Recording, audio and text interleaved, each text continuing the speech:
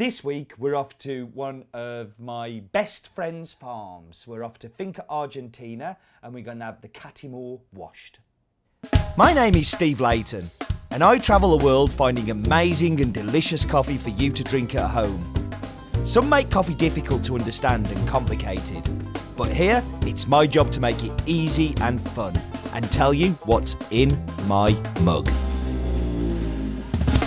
So this coffee is grown by one of my best friends, as I said earlier, and he has a damn fine moustache when his wife lets him grow it. It is amazing. His farm is based in the Apaneca-Lamatec mountain range, and he's near to the town of Turin, which is in the Archipan department of El Salvador. Ali has 16 people working on the farm during the non-picking season, tending to the plants. The reason he does that, he's incredibly lazy, and he's actually moved to Canada at the moment, and he's managing the farm remotely, which is going to be interesting on how this affects all of the coffees, but I know that he's still going to do a good job because he really cares about the farm. During the harvesting period, he has up to 15 people picking and sorting and delivering the coffee to the mill. And the farm is based around about 1,300 up to about 1,360 on San Jorge, meters above sea level. This is one of the best examples I think I've ever seen of this varietal.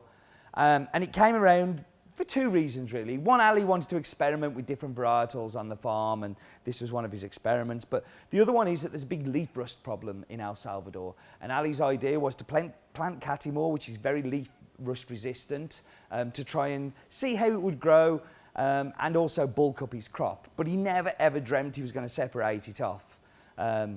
And that's mainly because Catimor is not renowned for its coffee cup quality. In fact, it's meant to be quite robust and strong, but this one I don't think is at all. And I think it might not taste how you expect it to, because it made me change my opinion on this whole varietal. Before, Catimors were just a big negative to me, but now I really, really enjoy them, and actually have asked other producers to start separating to try them because of their unique cup characteristics, which we're going to try in a minute. So Finca Argentina coffees tend to be milk chocolate, kind of sweet, balanced, smooth.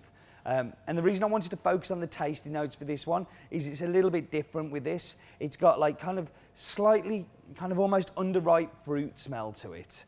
And it's got real kind of raspberry, kind of almost like a little bit of a plumminess to it. And it has a dark chocolate, and that dark chocolate I think is very much influenced by the varietal because they tend not to be as sweet as, say, for instance, a Bourbon or a Pacas that would be more typical in El Salvador. But as it cools, you get a really delicious kind of sweet orange, and I always think there's a little shoulder of a kind of spiciness to it that kind of it's not in your face, it's just a very delicate kind of when you look at it a little bit closer. So I can sit here and talk about this coffee all day long, and quite often do. And I can sit there and talk to you about what an amazing guy Ali is, and how he's a good friend, and da-da-da-da-da. But actually, we thought, why don't we kind of get him to do it? Now he's not here.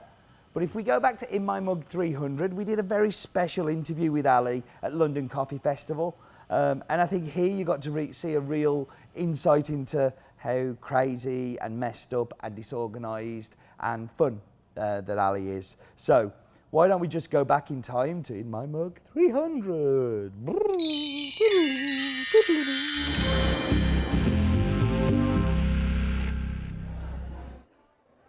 Great.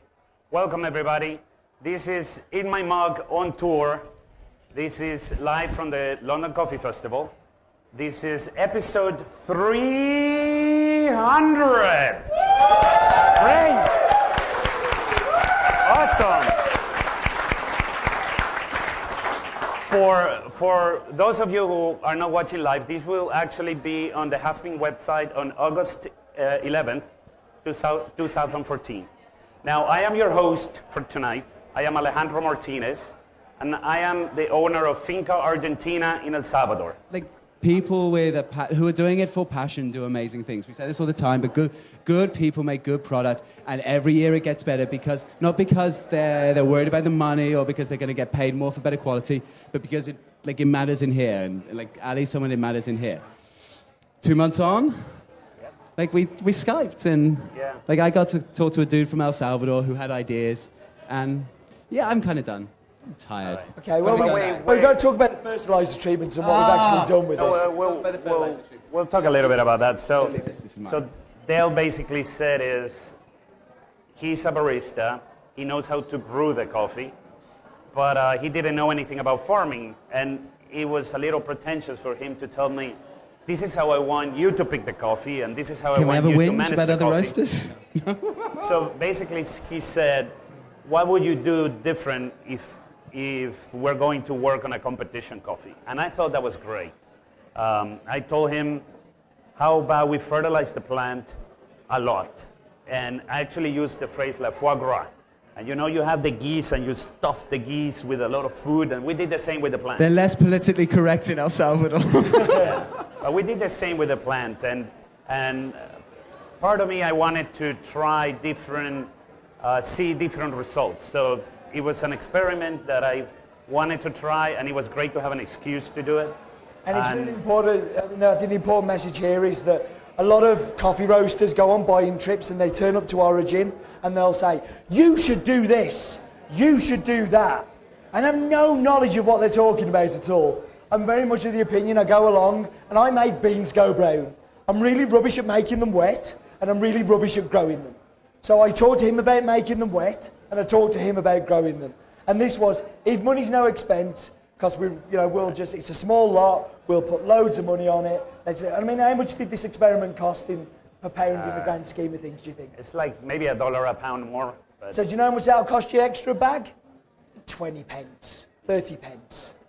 Like, it's nothing in the grand scheme of things to do something amazing and something that we've learned so much of. So Ali sprayed, you always spray. Let me explain. So what got me intrigued is that they have been, and my dad has always told me, is that foliar spraying doesn't do anything to the productivity of a plant. It's been researched in Costa Rica. I've read the report, so don't waste any money doing foliar sprays. So when Dale called me, I actually thought about, well, what foliar spraying does to quality. We haven't researched that. I would love to see what it does. And like it's important to say that this is a real issue in coffee. There is research that happens in terms of yield, in terms of disease resistance, but like there is no investment from anyone. There is like the specialty market is so small that we don't have the money or the leverage to invest in the proper science to learn what's going to make coffee taste better. So we've got the Catimor wash to try here, so let's pour it in. I hope you enjoyed that video of Ali, kind of a little bit of a flashback to the good old days. I'll be racking my brains who bought me this mug because it was definitely a gift. If it was you, then you need to let me know. I think it might have been Nigel, but I can't remember. So, but it's my Sunderland Leighton #1 mug. I could probably get a game for them now. Maybe the one means League One, which is the league that we're in now. We were in the Premier League when I got this. But let's drink the coffee and stop being bitter and sad. Poor Sunderland. So, as I was saying to you at the beginning of the video, this varietal is really out of favour with kind of specialty coffee because it tends to be just lacking the characteristics. But for some reason, it grows really well on this one part of Argentina.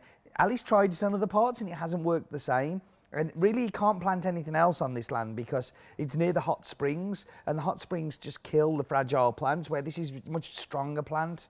In the taste, you've got a little bit of raspberry, a little bit of that underripe plum that we talked about, a little bit of like dark chocolate. But for me, I really do get a little bit of like a spiciness on the finish, which I think is absolutely delicious. It like really is. Yeah, it's something else. Really, really good. So, anyway, I'm rambling. Thank you very much for joining me. I'm not going to go into the thing that I was going to go into because I think I missed it out in the start. But what I am going to say is go look at Ali's Instagram. I think he's Finca Argentina. There is so much good stuff on there. Ask about his finger. The best Instagram picture in the world.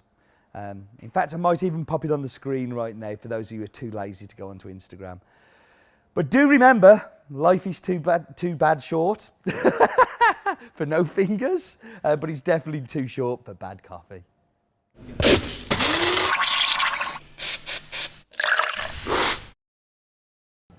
Sorry. Hold on, I run to the audience. Woo!